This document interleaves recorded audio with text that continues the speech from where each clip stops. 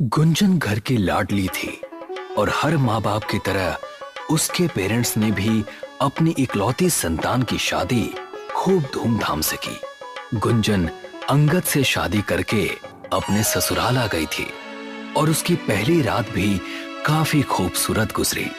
अगली सुबह नाश्ते के बाद अंगद ने गुंजन से कहा, गुंजन, हमारी एक खानदानी परंपरा है, आज तुम्हारा पहला दिन है, तो उस परंपरा को पूरा करने का यही सही समय है।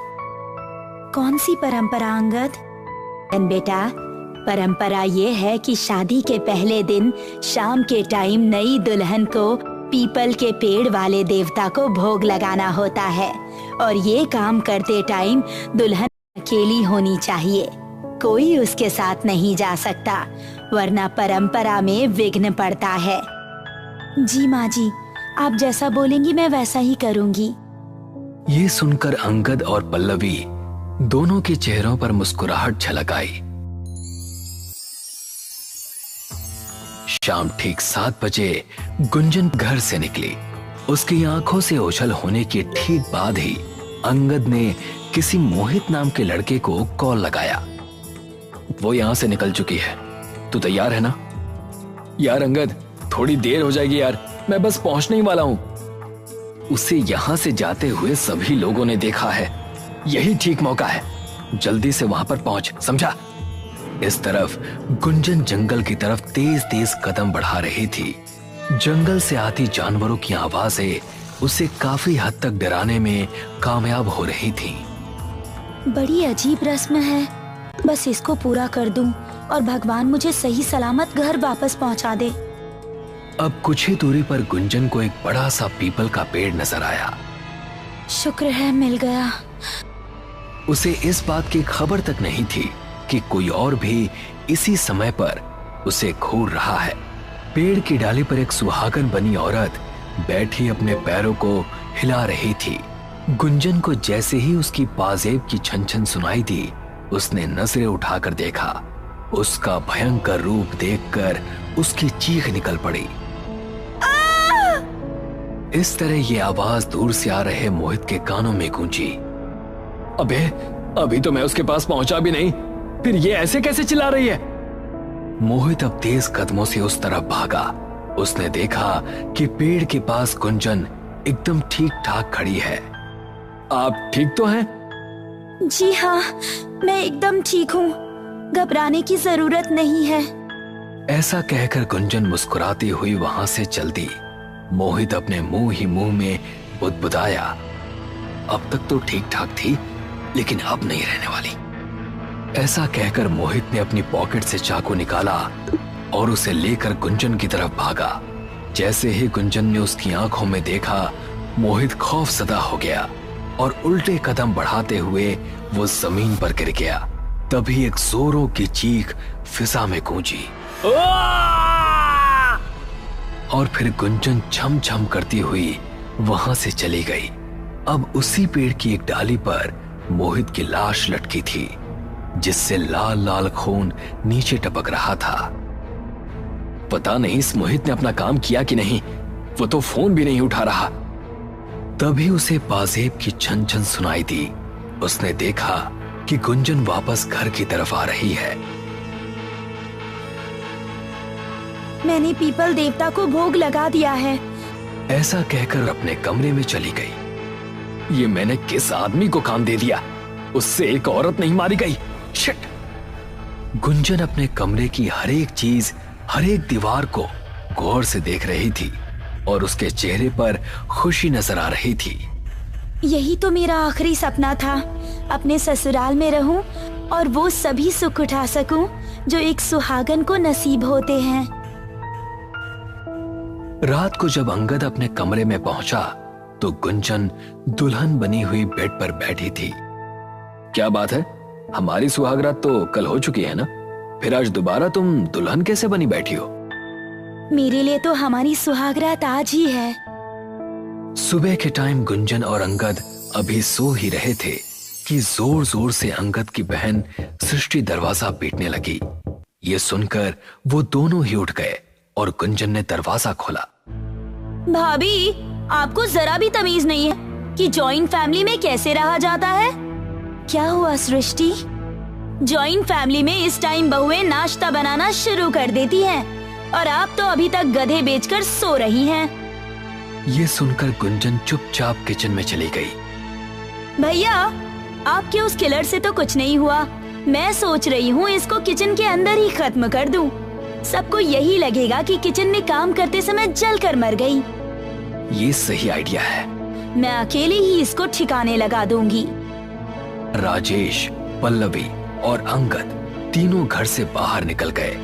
अब सृष्टि किचन की तरफ चली गई। वहां जाकर उसने देखा कि गैस पर रखी कढ़ाई में तेल खौल रहा है। वो दबे पांव गुंजन के पीछे गई और एक ही झटके में उसने गुंजन की चुटियां पकड़कर उसका मुंह खौलते हुए तेल में दे दिया। गुंजन कढ़ाई से अपना मुंह निकालने की कोशिश कर रही थी, लेकिन सृष्टि ने पूरी ताकत की चोटी पकड़ी हुई थी। अब आएगा तुझे मजा। अब तू खत्म हो जाएगी और तेरे सारे दहेज और जेवरों पर हमारा हक हो जाएगा। कुछ ही देर में गुंजन ने छटपटाना बंद कर दिया। अब सृष्टि ने उसे छोड़ दिया और गुंजन ने अपना मुंह कढ़ाई से निकाला। ये कैसे हुआ? सृष्टि ने देखा कि गुंजन का मुंह पूरी तरह सलामत है और उसके चेहरे से उबलता हुआ तेल टपक रहा है, लेकिन वो उसको जरा भी नुकसान नहीं पहुंचा पा रहा। तुम लोग दहेज के लालच में बहू को घर लाए थे ना? अब देख ये बहू कैसे तुझे माला माल करती है। ऐसा कहकर उसका मुंह कढ़ाई में दे दिया।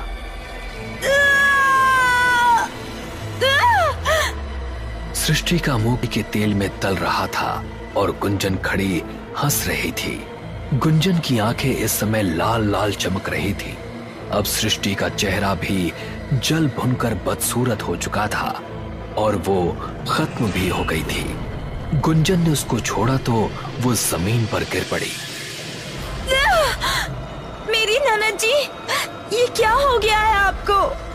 गुंजन की चीख सुनकर सभी पड़ोसी और बाकी परिवार वाले घर के अंदर पहुंचे।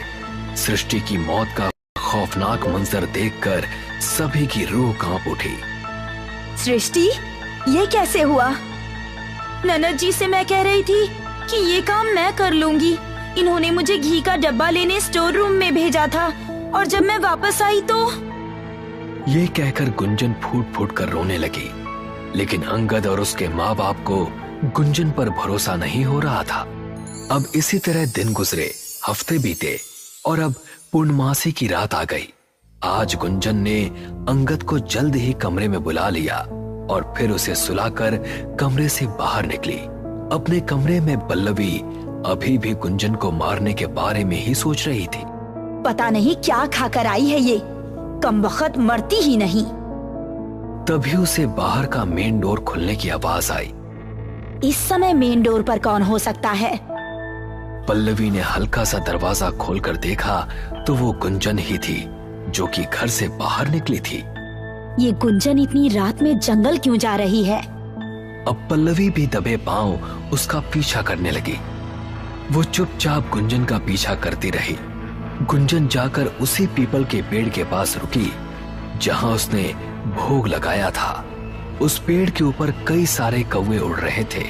ये भयानक मंजर देखकर पल्लवी के डर का ठिकाना नहीं रहा और वो तेजी से घर की तरफ भागी।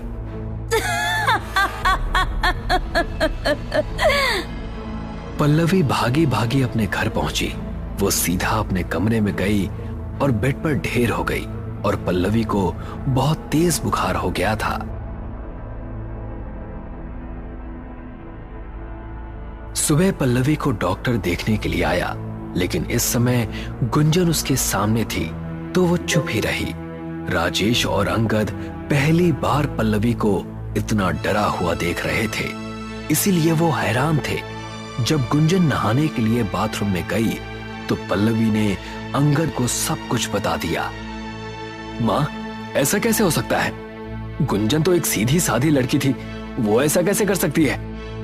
ये तो अब कोई तांत्रिक ही बता सकता है कि ये आखिर कौन है।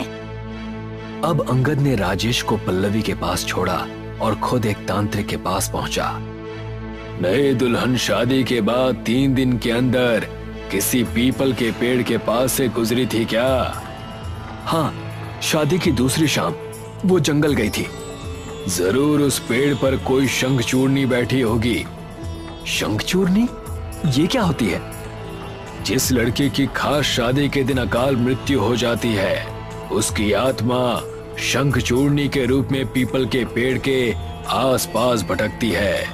और अगर उनको कोई सुहागन लड़की दिख जाए तो वो उस लड़की को कैद करके उसका रूप लेकर उसके घर में शादीशुदा लड़की का सुख भोगने के लिए आ जाती हैं। इसका मतलब है कि वो मेरी बीवी नहीं, उसके रूप में कोई शंखचूड़नी है।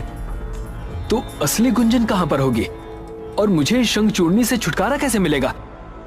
ये सुनकर बाबा ने बताया कि उसे आगे क्या करना है।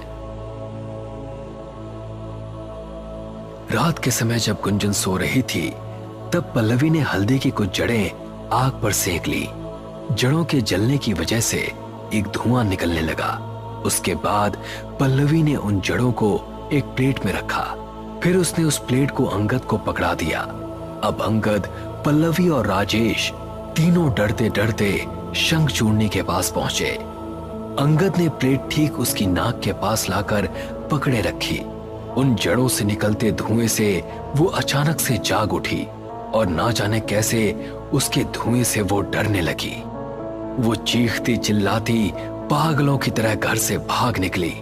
अंगद भी हाथ में प्लेट लिए तेजी से उसके पीछे पीछे भाग रहा था।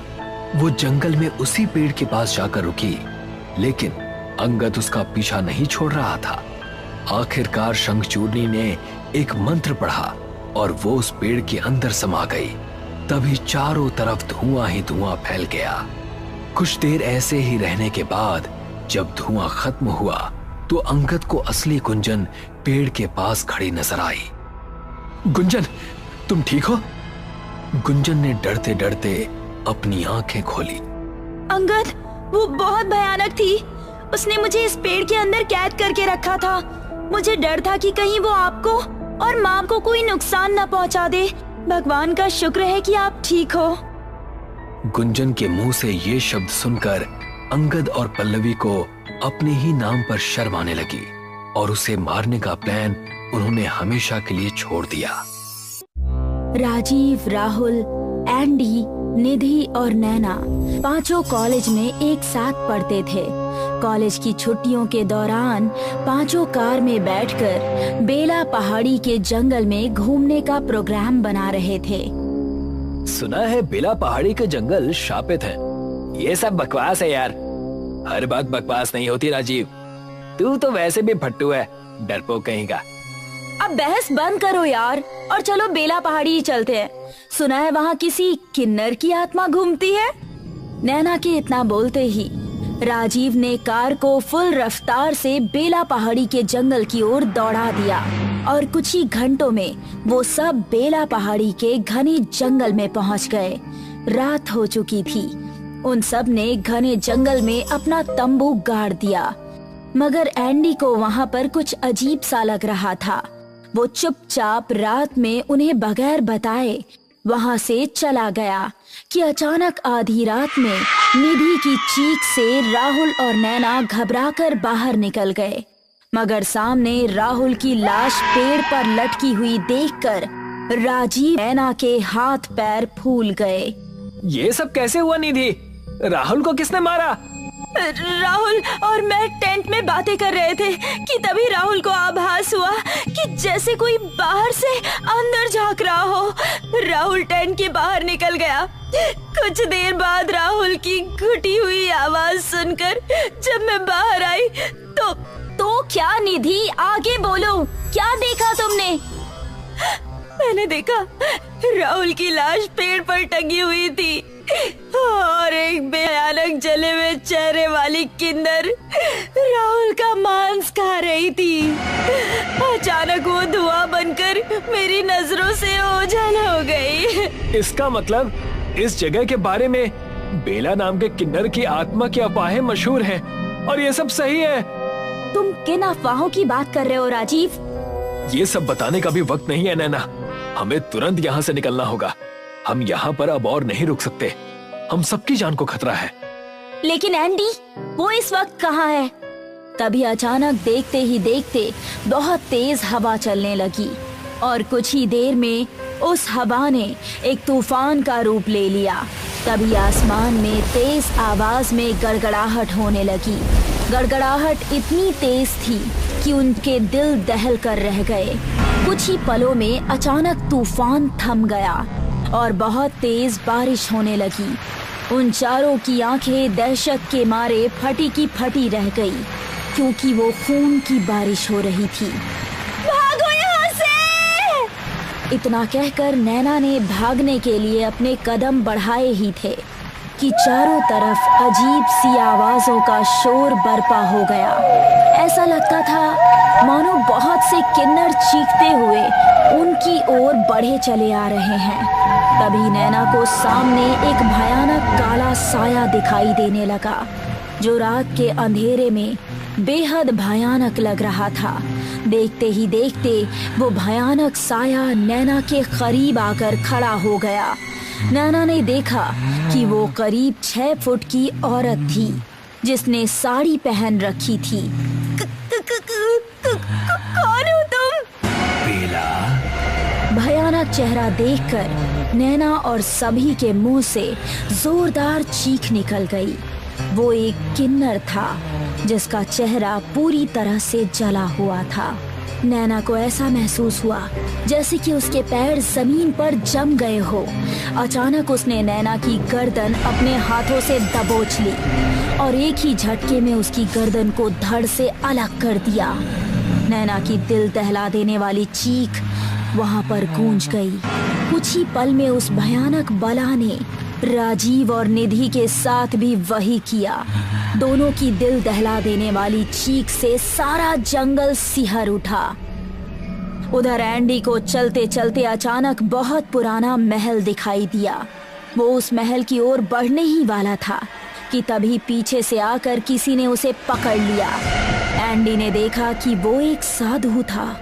वहाँ मत जाओ बेटा। कौन है आप? मैं एक तपस्वी हूँ।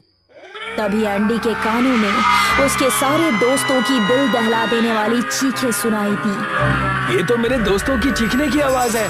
लगता है वो सब मुसीबत में हैं। ये क्या हो रहा है? कोई फायदा नहीं बेटा। उनकी चीखें बता रही हैं कि बेला ने अपना शिकार बना लिया है उन लोगों को। अब वहाँ जाना बेकार है बेटा। लेकिन मेरे सारे दोस्त मुसीबत में हैं बाबा। मैं उन सबको अकेला कैसे छोड़ सकता हूँ? इस वक्त अगर तुम वहाँ पर जाओगे तो तुम्हारा अंजाम भी तुम्हारे दोस्तों की तरह ही होगा। तभी उन दोनों के कानों में एक किन्नर की भयानक आवाज गूंजी। ये बेला की आवाज है। ये बेला कौन है? और इसके बारे में मैंने कई कहानियां सुनी है और जहाँ तक मुझे पता है उसी के नाम से इस पहाड़ी का नाम बेला पहाड़ी रखा है। वो कहानियां झूठी नहीं है बेटा। बहुत सालों पहले ये इलाका राजा संग्राम सिंह के राज्य में आता था। कहते हैं कि उस जमाने में बेला नाम का बड़ा सुंदर किन्नर रहता था, जो राजा संग्राम सिंह का महल का बेहद वफादार था। वो राजा के महल में बेल के फूल लाने और ले जाने का काम किया करता था। राजा संग्राम सिंह ने उसकी वफादारी से प्रभावित होकर इस पहाड़ी का नाम उसी के नाम पर रख दिया। राजा संग्राम सिंह की पत्नी बेहद सुंदर थी। उसने अपनी पत्नी की देखरेख के लिए भी बेला किन्नर को रखा हुआ था। संग्राम सिंह की पत्नी दिल ही दिल में बेला को पसंद करने लगी थी। ये क्या कह रहे हैं आप? एक स्त्री एक किन्नर को कैसे पसंद कर सकती है? बेला बहुत सुंदर किन्नर था और प्यार जाति लिंग ये सब नहीं देखता।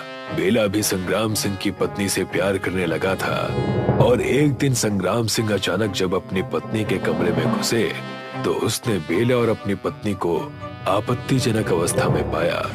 ये देखकर संग्राम सिंह गुस्से से आग बबूला हो गए। उसने रात को बेला को इसी जंगल में लाकर जिंदा जलवा दिया।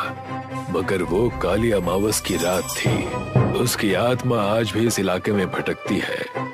वो जब भी किसी लड़के और लड़की को साथ में देखता है तो वो उनका प्यार पूरा होने से पहले ही उन्हें बेदर्दी से मार देता है। लेकिन बाबा, उसे खत्म करने का कोई तो तरीका होगा। एक तरीका है, लेकिन वो बहुत मुश्किल है। कितना भी मुश्किल क्यों ना हो, मैं वो करने के लिए तैयार हूँ। उस महल को देख रहे हो ना तुम? कहते हैं जब भी कोई साधारण मनुष्य उस महल में दिखाई देता है तो उस वक्त उस महल में वही घटना बार बार चल रही होती है। मैं आपकी बात का मतलब नहीं समझा। मतलब ये समय का चक्र है जो तुम्हारी समझ में नहीं आएगा। तो इसका मतलब ये है कि इस वक्त उस महल में वही घटना चल रही है? हाँ, अगर कोई ऐसा व्यक्ति जिसने किसी स्त्री को स्पर्श ना किया हो, अगर वो समय की पूर्णावती के दौरान इस महल में प्रवेश करके बेला को मार दे तो बेला खत्म हो जाएगा। तो फिर मैं तैयार हूँ, क्योंकि मैंने किसी स्त्री को आज तक स्पर्श नहीं किया। तो फिर देर मत करो, जल्दी जाओ, क्योंकि इसके बाद ये पुनरावृत्ति कितने साल बाद होगी कुछ कहा नहीं जा सकता। एंडी तुरंत उस महल के अंदर घुस गया। उसने देखा कि एक कमरे में एक बेहद सुंदर किन्नर और एक बेहद सुंदर स्त्री एक दूसरे के आलिंगन में समाये हुए थे। एंडी समझ गया कि वो बेला ही है। एंडी बगैर देरी किए हुए उसके पास पहुंच गया।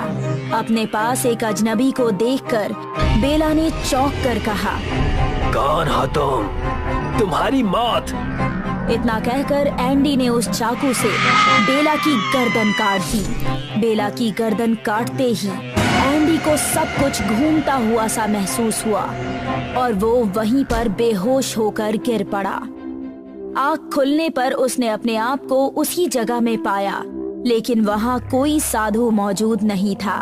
एंडी भागता हुआ उसी जगह पर पहुंच गया जहाँ पर उसके दोस्त थे, मगर उसने देखा कि उसके चारों दोस्तों की लाशें पेड़ पर टंगी हुई थी।